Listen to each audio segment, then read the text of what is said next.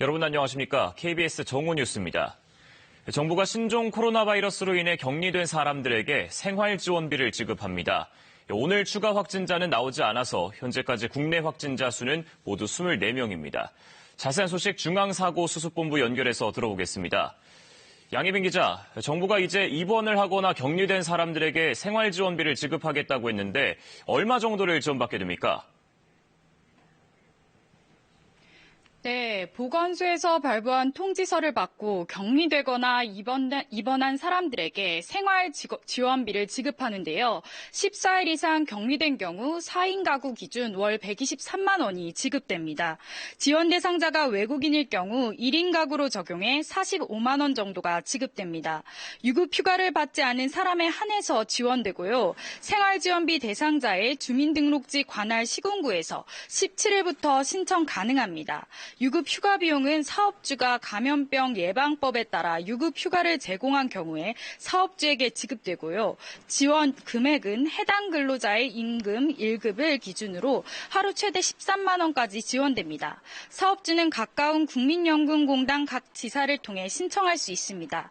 처벌을 강화하는 감염병 예방법 개정안도 발의됐습니다. 격리 조치를 위반한 사람에 대해 기존 300만 원이던 벌금을 1년 이하의 징역 또는 2천만 원 이하의 벌금으로 처벌 수위를 높이는 내용입니다.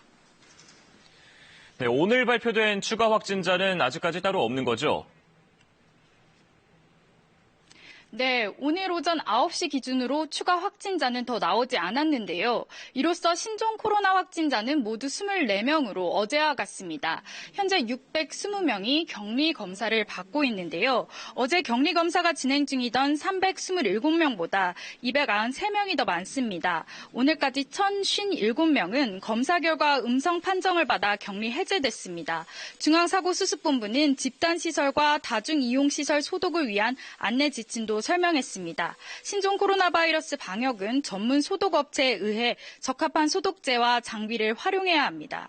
또 시설은 방역을 완료한 다음 날 사용해야 하며 이 경우 추가적인 감염 위험에 대한 우려가 없다고 밝혔습니다. 소독 이후 바이러스는 소독 당일 죽어 없어지지만 혹시 모를 가능성을 고려해 하루 정도는 사용을 금지해야 합니다.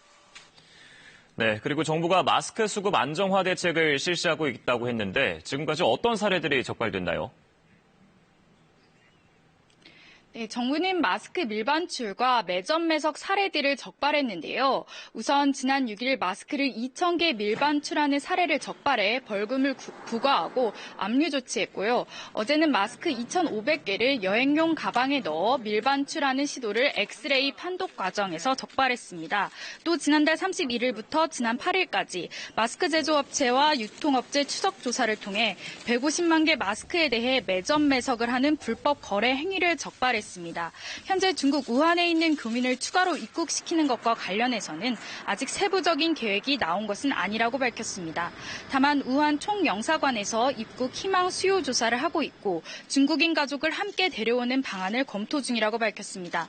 진단검사도 늘었습니다. 어제부터 중국 방문 이후 14일 내에 증상이 있는 사람과 확진 환자와 밀접하게 접촉한 뒤 14일 이내에 증상이 있는 사람, 의사 소견에 따라 감염증이 의심되는 사람에게 신종 코로나 바이러스 검사가 실시됐습니다. 이에 따라 어제 검사 건수는 이전 대비 3배 이상 늘었습니다. 중앙사고수습본부는 현재 가장 위험성이 큰 집단을 대상으로 우선순위를 평가해 검사를 시행하고 있고 검사 역량을 높이기 위해 최선을 다하겠다고 밝혔습니다. 지금까지 중앙사고수습본부에서 KBS 뉴스 양혜빈입니다.